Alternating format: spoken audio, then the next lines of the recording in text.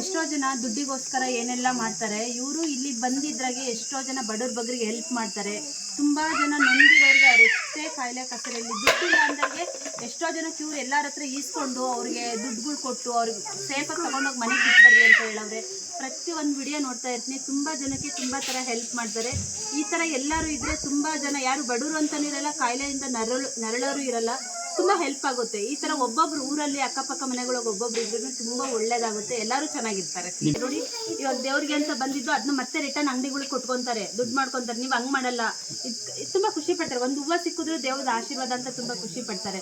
ಹಿಂಗೆ ಕೊಟ್ಟರೆ ಯಾರಿಗೆ ತಾನೇ ಇಷ್ಟ ಆಗಲ್ಲಲ್ವಾ? ಎಲ್ಲರೂ ತವ್ರ ಮನೆ ನೀವೆಲ್ಲರಿಗೂ ಹೇಳೋದು ತವ್ರ ಮನೆ ಅಂದ್ಕೊಳ್ಳಿ, ನಾನು ನಿಮ್ಮ ಅಣ್ಣ ಅಂತ ಅಂದ್ಕೊಳ್ಳಿ. ಎಷ್ಟೋ ಜನ ಹೌದು ಇವತ್ತು ಹೆಣ್ಮಕ್ಳು ಬೇಡ್ತಾರೆ, ಅಳ್ತಾರೆ, ನಮಗೆ ಯಾರೂ ಕರೆಯಲ್ಲ, ಒಂದು ಅರ್ಶಿನ ಕುಂಕುಮ ಕೊಡಲ್ಲ ಅಂತ. ನೀವು ತುಂಬ ಜನ ಹೆಣ್ಮಕ್ಳು ಮುಖದಲ್ಲಿ ಖುಷಿ ಕಾಣಿಸ್ತೀರಾ, ತುಂಬ ಖುಷಿ ಕೊಡ್ತೀರಾ. ದೇವ್ರು ಸದಾ ಹೀಗೆ ಇಟ್ಟಿರಲಿ, ಎಲ್ಲರಿಗೂ ಒಳ್ಳೇದಾಗಲಿ, ಬಂದಿರೋರಿಗೆಲ್ಲ ಚೆನ್ನಾಗಿ